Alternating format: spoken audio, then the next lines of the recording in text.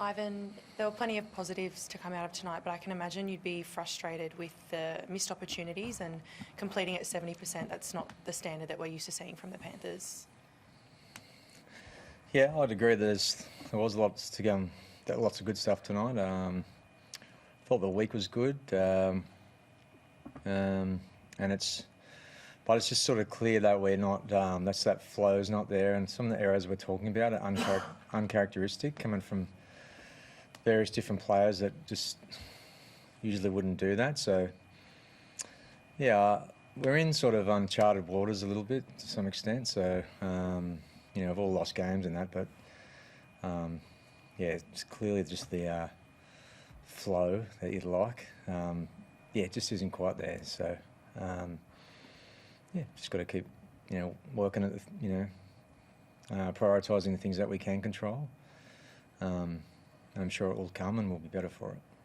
Jack Cole didn't look like he was in a good way before he was taken off with a Category 2. Do you have an update on him and how he's doing? Yeah, he failed his HIA test, so he won't be playing next week. So, but yeah. When you talk about that flow, Ivan, what do you put it down to? That things just aren't quite connecting at the moment. Yeah, look, there's a number of reasons for where we're probably at. Things that I know and things that I'm not sure. So, but we just have to, as I said, prioritise the things that we can control. There's some things that we can't, but there's plenty that we can. Fact is, like, we feel like we could win every game and probably could have. It's just, we're not sort of. It's not coming. What may have once come easily is not. We're making it look hard at the moment. So, yeah. That's pretty much how I'd sum it up. So when you talk about uncharted territory, how do you as a coach, I guess, go about handling that? Like you say, it's pretty uncommon over the last few years to see the Panthers in this kind of a situation. Yeah, well, fortunately I've been in this position before, but not with this group. Actually 6 years ago we were, but a lot of these players haven't been there. So it is sort of new for me too to kind of come from where we've been so used to winning.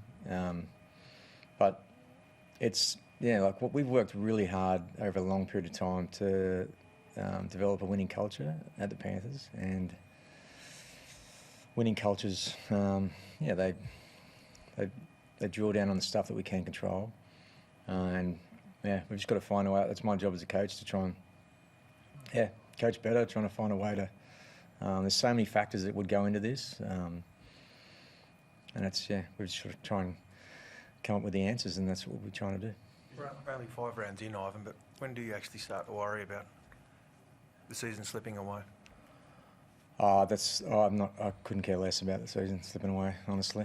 I have complete faith in this group and what we can do, what we can achieve. It's just we just need to get one of these, we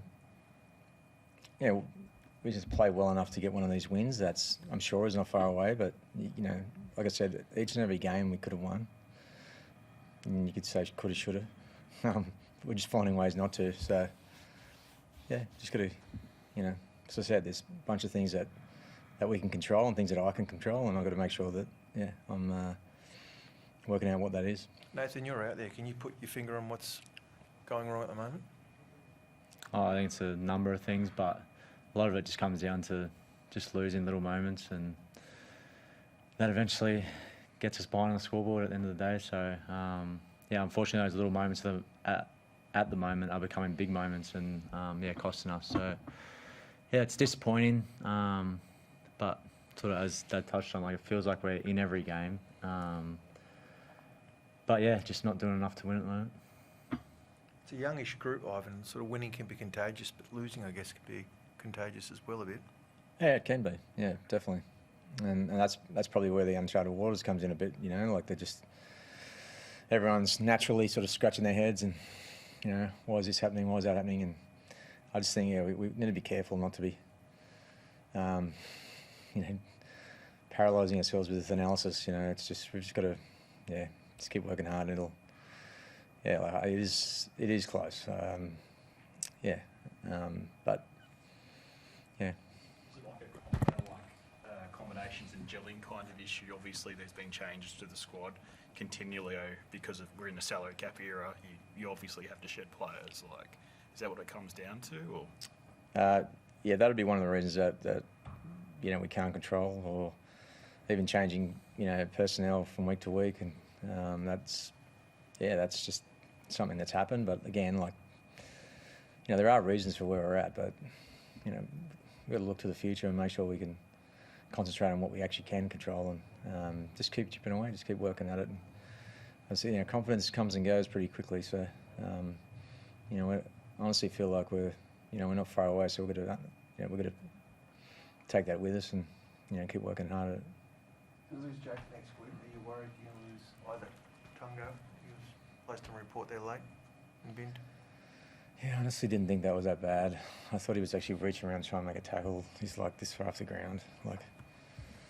That's how I honestly thought on that one. But I can't control that.